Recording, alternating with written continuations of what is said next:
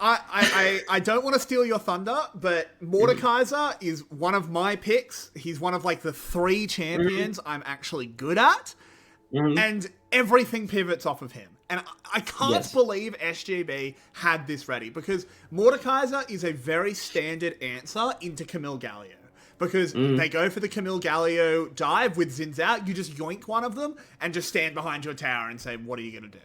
It literally doesn't matter. But SGB have the champion ocean. The Mediterranean Sea of Tarki's champion pool is there and ready. And I might have to come back to it as there is a collapse onto this invade. This is bad for SGB. Oh no, BJ's already had the flash. This is all 3 of them dying. Tarki over the wall. Okay, just the one of them dying, but still, bad start. But I just want to go back to this draft point, and I'm sorry to crowd you out. No, you're good. Because Mordekaiser can't play into Vayne. You see, he's already burnt the ghost, by the way. Like, he burnt the ghost in this bot lane play. He can't play into Vayne. Husmed smashes him. Camille's just picked up a kill. Camille, as a support with a Kalista, makes so much sense. She gets so much zoning with the ultimate, and then, okay, she can't quite be a Camille that you're used to in the top lane, but she has the added safety of the Fate's Call. She has that instant burst of just Camille walking up and using the Q, and then Kalista throwing a spear to proc the passive. That's so much burst damage out of absolutely nowhere. I wouldn't be surprised if that's what happened here at level 1 with a hook shot. Rebel, I could go on for hours. I love this drop. Okay. Hook shot from Hockey is what actually put this in the right situation. They didn't even need to burn the flash on like the members that they need. Like Hockey didn't have to flash for that, which is just so much setup that could actually continue to go through the laning phase. I'm really excited that they were able to bring out something like this. We always love that Saigon's got these creative picks. That initial play did kind of ruin BJ a little bit. It prevented BJ from getting out and starting the jungle off on a pretty good foot. The 1 kill did go to Mordekaiser, like you said, but I don't think it's that impactful because, like you said, this matchup is so hard to play against.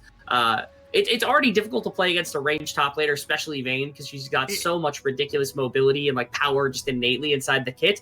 And like you said, like Mordekaiser does not have an easy time in this lane. You can see that Hosmed is just bullying Ryuk underneath of his own tower. He's got the tower control with like plates being chipped away at. Hosmed just slowly can pick away at him like an absolute menace. And there's no punishment that's come through. I really want to see Drakthar get active towards topside because they need to make sure the Vayne doesn't just completely win the game for them. Glory, he's okay. BJ hasn't revealed himself. So Glory steps back up, but there's no re-engage, but he's okay. And on the topic of the Mordekaiser into Vayne, I have a term, and we're allowed to use it on maybe this level of casting, but maybe I wouldn't use it on a higher one. I call it a Dota-style counter. Because we have counter picks in League of Legends. But over in the wild world of Dota, when they say it's a counter pick, they mean this champion makes the other one no longer exist. You may as well Alt F4. That's what Vayne does to Mordekaiser. It's a Dota-style counter. you can literally see that without Ghost, Ryuk had double armor to start this laning phase and is currently at 9 CS. You can't do anything. 9. What do you do? The wave is even too. Oh, well, actually, okay, the wave is no longer even. Hosmed has been, killing off minions. But yeah, what are you supposed to do? You can't exactly step up into this. If you take 3 auto attacks, you're taking like pretty solid chunk of your health bar. The double armor. This is why the double armor isn't really valuable either for Ryuk. It does take away some of the chip damage from like the auto attacks themselves. But it's not until impact actually comes up into the top side, and Drakthar hasn't been to top side, so kind of a rough place to be. Bottom lane also, it got itself off to a pretty solid start with the Camille finding the kill off in the beginning of the game. Froggy level 5, by the way. Roaming top. Yeah. Hello. Predator. He's dead. There's no counterplay here. They use a teleport. He tries to flash away from the taunt. There's the unbreakable, so he actually will survive. The counterplay was, in fact, the teleport. Well done there. Drakthar could try and catch Froggy on the way back. This is a good play here from Sky. As I don't know what Froggy can do. This should be an easy kill as soon as the E comes back up. 1 second on that. There it is. He goes forward. He brings in the spear, and Froggy goes down. And that's the roam. This is why I don't like having Froggy on Galio, because he feels the necessity to just go roaming and just attack as much as possible, which in this case is really good if you set up Hosmed in the right position, right? Like, as your Vayne is going, and Hosmed kind of goes crazy. But this was a position where, again, it means that Froggy sacrifices his laning phase and his well-being for that of the side lanes, which is a lot more indicative of what we saw inside of the winter, which wasn't a good look for Saigon. So I am a little curious if they continue this style of gameplay. I'm much more curious, however, what the Camille's decided build path is going to be, whether you go for a lot more AD, what the actual decision is. I'm really hoping for Umbral Glaive. It's one of my favorite cheese items on AD supports to be able to utilize because it's a lot of control. Look at the damage coming in onto Elio. He's lit on fire. He can get rendered. He goes down. Shogun doesn't survive, but Taki's going to pick up the third kill. No, they give it over. Oh, they tried to. But it does go to Taki regardless. I mean, you don't really need top lane farm when you just farm the enemy bot lane. I suppose. You just go to Divine Sunder, a normal build. It's also got to be really hard for maybe it is hard for the side of Sky because they're like, oh, we'll just give the gold over to the support, but the support is now Camille. This was a setup where Taki found the initial play onto Elio, who had the Glacial but had to press the attack against it, and so that was the ramped damage. Aomine's flash was really strange to me here. Because it's a trade of 1-for-1, but you know you're gonna die in return for it, so it ends up being the 2-for-1. And yes, you get a kill as the Xayah, but I'm curious whether that's worth giving additional gold over for the potential of this snowball on bottom side, where Taki again just becomes a menace. There's a whole reason why Camille was banned from being able to kind of like be a jungler, and that's because of how much influence she had as a specific jungle pick. And this is a situation where like support as a position has a lot more map influence than what a top laner is usually going to have because you're not farming as much. And so if Taki gets off to a big start, all of a sudden Camille starts feeling a lot more like jungle Camille and starts having a lot more influence on the map. And you really, really don't want that if you burst the sky. I mean, in terms of Aomine's flash, I feel like against every other support, that's correct. Whatever, it's just a Leona or something getting it. As there's the Fate's call. Will they pick up? Ooh, no, Taki doesn't want this one, as it is a 3v2. This is bad for Shogun. Taki will be just fine, hookshotting away. They only killed the support. You gotta prevent the shutdown from going through, and so they decided to do that with the ultimate as Drakthar, who actually came down on the coverage to make sure this was going to go smoothly. It kind of stinks because BJ was already on the way down to the bottom side of the map. Doesn't quite have the level 6 yet either, so that means Drakthar's on a pretty good place. Level 6 is also accomplished for Elio. Taki finds himself in the right position. They've got a Galio coming in. Kabam! Wow. There is a shutdown going over, so that is not terrible. But Froggy continues to play, gets the Justice Punch onto Elio. Aomine answers back onto BJ. Froggy should be able to get away from this one, but overall, Sky do all right. Ooh, that backstep was scary. Yeah, I was a little terrified an auto would come through from Aomine. Maybe he wasn't expecting that, though, just trying to catch him, so not going to worry about that one too much. Both bot sides do end up getting cleared out, though, which means that nobody goes for the Dragon, which I think ultimately is favorable to Saigon because, again, they didn't have their Callista, who's really good at helping confirm these objectives. And Taki was decently low after the play had come through, so perhaps the best timeline for Saigon. I know they ended up losing out on that play, giving the shutdown from Taki over, but they needed to make sure the Dragon wasn't going to get taken. This was really interesting. Like they've got a Camille Galio combination, and I completely forgot about it because we've been so focused on the fact that it's Camille support. That like maybe that was the whole intention of this in the end anyway. They were like, oh, we need Camille Galio, and then they're like, Hosmed, play this, and he's like, wait, Vayne is such a better angle. And so they're like, all right, any takers? Anybody want this? And Taki's like, I'll play it. Ooh, BJ, not the greatest bit of mechanics there as he kind of missed everything. In goes the Mordekaiser into the Death Realm with BJ. Might be able to pick up that kill. No, BJ flashing over the wall. They come back to reality. Ooh. And there it is. Hosmed moving forward. The first kill will go over to Taki. I thought he was meant to be a support. As out comes the ultimatum. Elio is getting made into a pincushion, but the feathers answer back well. Shogun, very, very low. Taken down. We've been talking a lot about the Camille, but so far I'm really not impressed with the Callista. Yeah, the Callista has not looked great for far from Shogun, which is it's kind of tragic because again, this champion it's a lot different from what it was back when it was meta. There was a time and a place where this champion was used pretty much for its early game power exclusively, but now with some of the modern itemization that's available, it actually scales pretty decently into the later stages for like what your uses are. This game has fallen by the wayside, I think, partially because Taki's picked up some gold, and partially because the Xayah just is a tough matchup with Crack at the beginning of the game. Yeah, BJ can't miss that. That's a pretty tough one. Gets pulled in by Ryuk as well to the ultimates. I really loved how Hosmed played out this situation because Hosmed ran back into the pit. He was kind of able to put Ryuk into this wall, allow them to focus a little bit better as Froggy fled through the top side. And this was the re-engage from Shogun and from Taki coming in here, able to get some execution. But unfortunately, they just don't have follow-up because, again, everybody's kind of dead. Hosmed was already low. Froggy was already low. It was Shogun and Taki that were the only two that could reinforce a play like that. Both bot lanes showed up at the same time. It was just a health war that unfortunately was won by Sky before they had arrived. That's very true. Now we are in the position of Almine being given the keys to the city. Traditionally, that's been good for Sky. This is going to be the classic Yulwei and Carrick's bias. Almine is a really good player. We love this man as Drakthar going in onto BJ, but he's given a path out by Hosmed. They're just sending Mordekaiser. They're just saying, you probably are better off in the 1v2. I think they might be right. Yeah, they're probably correct. I don't know that Ryuk actually even just beats Camille in the 1v1 at the moment. It's a little bit precarious to think that. Yeah. I mean, he's got two levels. But... Yeah, but with the 30 CS, like, Camille has more gold. Yeah. So not great, but this is going to be a good Herald drop. Sky, they're actually navigating their way around this wacky draft super well so far. Ooh, the hook goes in. Husband's in a lot of trouble. The Galio wall is all that saves him from the damage from the Victor. BJ doing some Lee Sin magic, trying to make space. Does it well. The tower actually survives, but surely it will just be for a moment. Yeah, only on the next wave will it definitely fall. Oh, wait, they're not even going to push for further. They're really worried of the reinforce from Taki, I suppose. They lost quite a bit of health on this push. They lost quite a few cooldowns as well. Only things they had left were Ryuk and Drakthar's ultimate with just a bit of health pool to work with. And so, and because Ryuk's to the other side of the map without teleport, he can't reinforce this. And so it just means that Sky have to walk away. Shogun shifted out of bot lane into mid lane just to try to punish, which it gives Glory such a faster way to like re-aggress. It is going to be a plate at least in the back pocket of Shogun as a trade-off for the Rift Herald in the top side of the map, which was used by Sky in an attempt to push down that turret.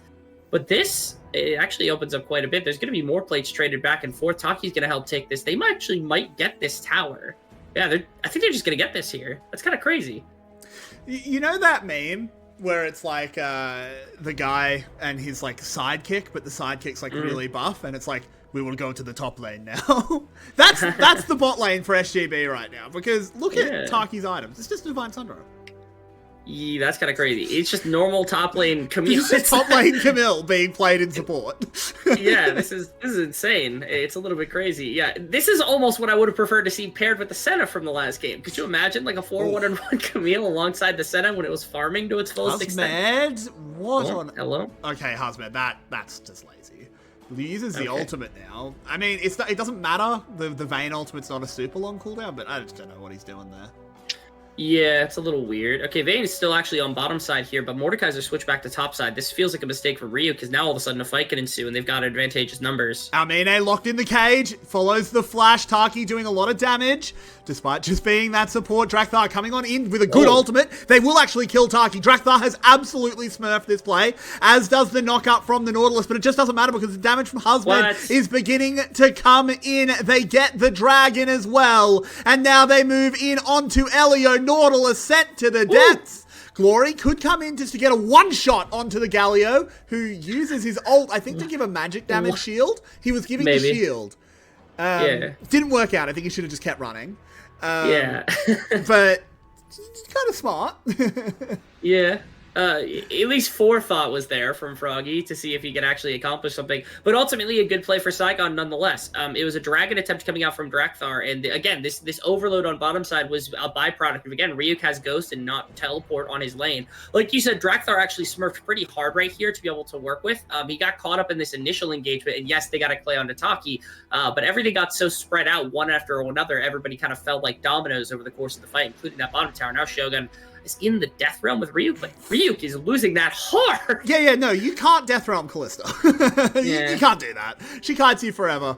Back when Callista solo lane was a thing, because, I play a lot of Mordekaiser, I would sometimes, be that B1 pick and it's solo queue, so no one's picking for me. So I'm just like, all right, whatever, I'll lock me more. Oh, cool, Callista solo lane. I'm just gonna dodge. No point. I'll take the 30 minutes. Something about Mordekaiser versus ADCs in a solo lane seems to be a problem. He can't deal with it. Ranged matchups into Mordekaiser are just miserable, particularly mobile range. He can deal with like things that aren't particularly mobile, But if you've got any mobility, Lamau.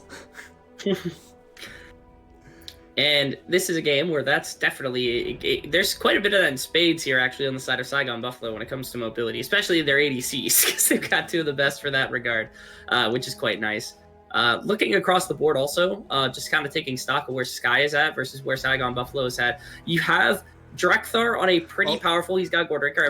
Actually, bottom side, just Glory. Yep, yeah, he's just super dead. He'll just try and get some more farm. Yeah, that's all he can do. Really well played there by SGB. Which is necessary, really, to say Froggy caught out. There's the Nautilus ult being used. He uses... Where did he go? Oh, he went into the Callista ult, of course. And now he comes in with that Hextech ultimatum. Husmed dives in, wants to try and find Elio. As they've called in the reinforcements, Drakthar will be the one to fall. The Blast Cone getting the rest of Sky out, but BJ means to cut off their escape. And he's got a Predator to join him. But with that timing out, no, they do keep going. Ryuk is being engaged on, uses the backwards hand to try and get it done. The Death Realm not available, but he will be visiting it as he's taken down on the top side. Almine was hunted down by Husmed, and the crossbow did its work. Glory TP's in, needs to be a little bit careful though, as there is a triangle of doom being set up, but it's going to move to the Herald instead. There is a problem that is occurring right now for the side of Sky, which is a similar problem to another team that Saigon Buffalo was playing against, which is that Husmed is disgusting on this Vayne pick. And this Vayne pick has not been slowed down pretty much at all. Nope. And so you'll see Husmed poking into fights every once in a while. And you think to yourself, oh yeah, they killed Taki. Oh yeah, they got Shogun. Oh yeah, they got Froggy. Ultimately, the person you're paying attention to in a composition like this for Saigon Buffalo is whether or not Husmed is able to kind of like 1v5. And Husmed is slowly getting to the point where he can 1v5, which is not ideal. Amine doesn't have a lot of interaction. You actually see this. He was out of the brush and got quite a few feathers, and it didn't matter. You can see how much damage Husmed had and how much, just kind of additional benefit it is to play the solo lane Vayne over top of even the incredibly fed Xayah when it comes to just the 1v1. So they can break this into a bunch of little 1v1s where Husmed's able to kind of focus one target down at a time, which it seems like most of these fights have led to that. Vayne is going to be able to command. Vayne is going to be able to kind of work her way through a fight very, very easily. It is really true. And I think they have to do that, is the thing. An issue that Sky is coming into there is that who does Mordekaiser Death Realm?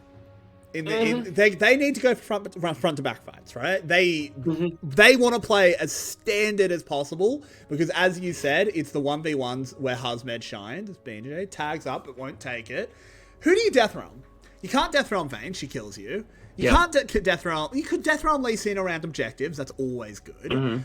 But if it's not an objective, Galio, I mean, he won't kill you, but you probably won't kill him. Callista kills you, and Camille kills you. I think Galio is your best bet. Galio's the best option. I think it's the best option because it's the CC on the team. He's taken Taki. He disagrees against Taki. Yeah, and I mean, he does do it well, as he's going to pick up that kill. No hook shot available. BJ unable to help. Tough situation. Ooh, tagged up as well. Actually, this is bad. This is really bad. I think you all die now. But they do trade one back. Froggy goes gold. Husmed and Shogun are here with a good flash. But another excellent hook. Elio is playing so well. Why are we fighting in a straight line? And yeah, now you're fighting into the Xayah, but the CC is good enough. It's a triple kill for Husmed. Oh boy, you said this is Husmed 1v5ing, and here he is.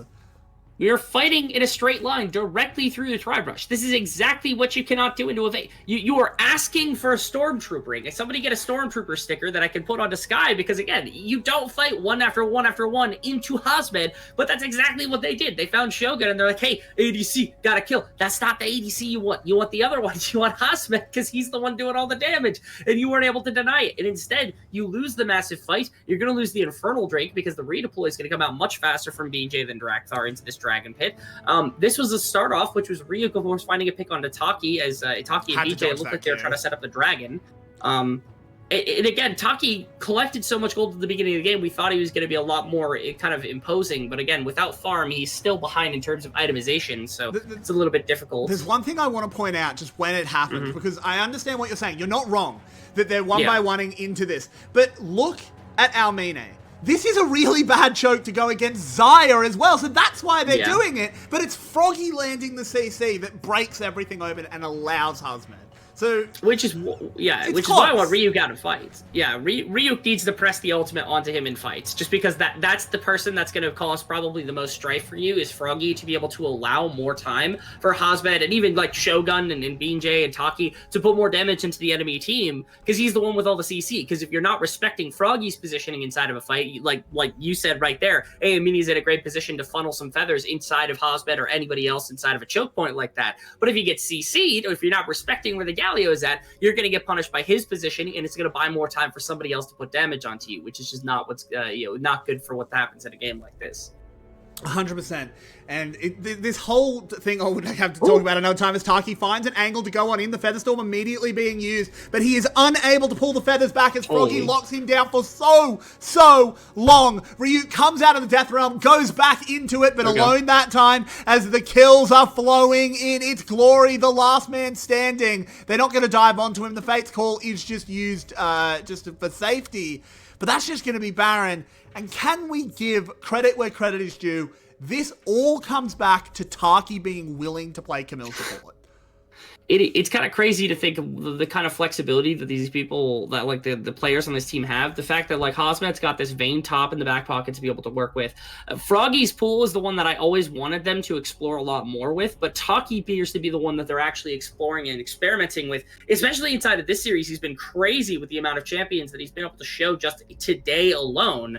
And if you're able to compound that with even more champions out of the mid pool, I think things could get really dicey for being able to draft against Saigon Buffalo, who already have some of the best drafting that we see inside of the VCS of its own volition. So this team only continues to get more dangerous. This team fight was set up really well. I love the way Taki played it, because you get immediately onto Amine. He can't leave until it's already too late for him to, but it also split the team up so hard so that like nothing could really come about. There was no way to attack Saigon Buffalo as one cohesive unit to any extent. I will say not getting onto Victor was, if you put even a little bit of damage into Victor, you probably get mid tower on top of the Baron, which is quite nice. But outside of that, that's my one knock on Saigon Buffalo, is that they weren't able to contest Victor's positioning at all, and he was still full health by the time that the fight was over to be able to keep them away from any sort of structure damage and any additional gold going into their pocket. But again, we're splitting hairs here. Saigon Buffalo playing the fight great. We're just waiting on them to be able to continue to use this Vayne effectively the way they have the majority of the game to win out a game like this.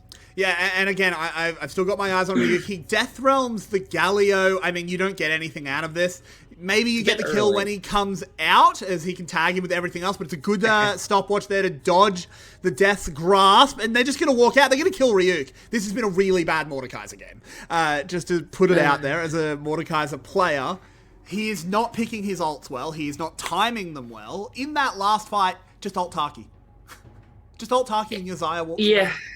I agree. Not to mention, you don't use that ultimate preemptively, no? Like, you cannot use it in a game like this, especially when you know the enemy team is going to have, like, a very set strategy. You cannot remove Galio and be like, I'm going to kill the Galio in the Death Realm. It's just not going to work. Like, all he has to do is stall you out and prevent you from killing him, and then there is no reason for you to have ulted, the Galio in the first place. That was the person we prescribed as being the one you need to ult. You got to do it in the middle of a fight, or you have to take the Camille, like you said, as the target lockdown for the Hextech Ultimatum. Both of those are good options here for Ryuk, who just has not been able to figure out what to do with his Mordekaiser pick yet. For sure. And also the value of a defensive Mordekaiser ult. You ult there and just walk away. Just walk away, because then it stops any play from happening. Like, okay, it might feel bad that everyone else is just looking at those little, like, circles of fire. They're just looking at each other. But just ult, walk away. Now no one can stop you. I will cut Ryuk slack for this game specifically, because he got absolutely did dirty by this. Oh, he absolutely did. No question. Like, give him, there is no universe where you're looking across and going like, oh yeah, all they have to do is lock it. Oh my god, it's a Camille support. Not really his fault. Elio once again landing a lovely hook there onto Beanjay. Up goes Froggy, down goes Froggy as he gives everyone that magic shield, gives them all the knockups, goes golden for a moment. Taki doing a good job as he tries to take down Drakthar. They do it well. Husband now charging into the fight. The night has come, and he's ready to hunt! As he goes gold for a moment, has the shield from the shield bow as well. He gets another kill. They've taken them down, and that's an ace in Saigon Buffalo's favor. Man, I don't think that Shogun's even the best ADC on his team right now. I think Osman might be the best ADC on his team right now, man. This Vayne is disgusting. I love the fact that he's got this top lane pick Talking to Husband ADC? Top laners with. That would be a hard flex if they were able to get Shogun into something else a little bit crazy. But yeah, I mean, the fact that Husband's got this in the back pocket, he's one of the few top laners that's actually willing to take a bunch of draft resource and actually use it to abuse the other top laner. And the fact that they've got members of this team like Taki and like Froggy, hopefully, that are able to kind of consume picks